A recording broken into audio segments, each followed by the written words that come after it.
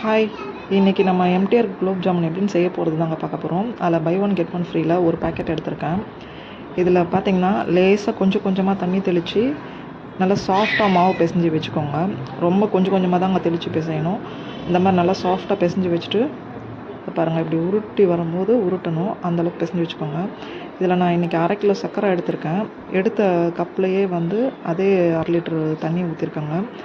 அது ஒரு பக்கம் கொதிக்க விட்டுருக்கேன். இப்போ இதை வந்து நல்லா ரவுண்ட் ஷேப்பில் பால் மாதிரி உருட்டி வச்சுருக்காங்க.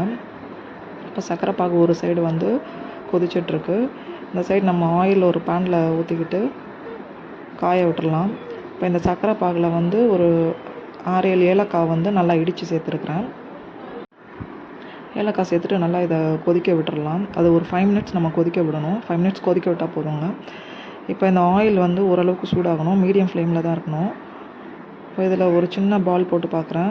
அந்த குலோப் ஜாமுன் வந்து பார்த்திங்கன்னா லைட்டாக மேலே எலும்பி வருது. ஒரு மிதமான சூடில் இருக்கும்போது இந்த மாதிரி நம்ம போட்டு கொஞ்சம் நம்ம பரட்டி விடணும். இந்த மாதிரி நம்ம வந்து போட்டுட்டு கொஞ்சம் கொஞ்சமாக பரட்டி விட்டுட்டு ஒரு ப்ரௌன் கலரில் வரணும், நம்மளுக்கு கோல்டன் கலர் வரும்போது வந்து நம்ம எடுத்துடலாம்.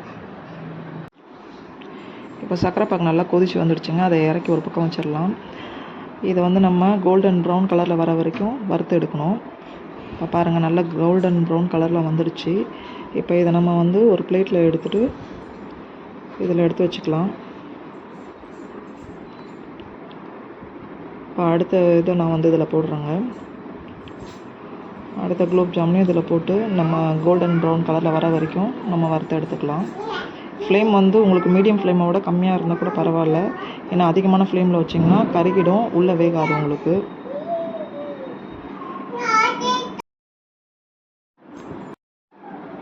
இப்போ நம்ம வந்து வறுத்து எடுத்த குலோப் ஜாமுன் எல்லாத்தையுமே நம்ம ஜீராவில் போட்டுடலாங்க. போட்டு இந்த மாதிரி கலந்து விட்டிங்கன்னா ஒரு 10 to 15 மினிட்ஸ்லேயே பார்த்திங்கன்னா நல்லா அதில் வந்து ஜீராவில் ஊறிடும். இப்போ இந்த பக்கமாக நம்ம வந்து இன்னொரு இடையும் வறுத்து எடுத்துடலாம். ஓகேங்க, இப்போ பாருங்கள், ஒரு 15 மினிட்ஸ்லேயே நல்லா பாருங்கள் ஊறி வந்துடுச்சு.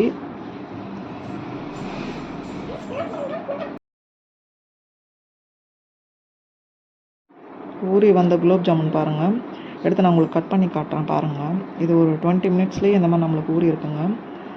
நடுவில் கட் பண்ணிங்கன்னா நல்லா சாஃப்டான குலோப் ஜாமுன் ரெடி ஆகிடுச்சு பாருங்கள்.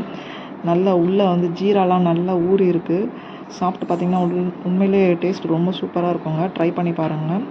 என் சேனல் சப்ஸ்கிரைப் பண்ணாதவங்க சப்ஸ்கிரைப் பண்ணுங்கள். தேங்க்யூ.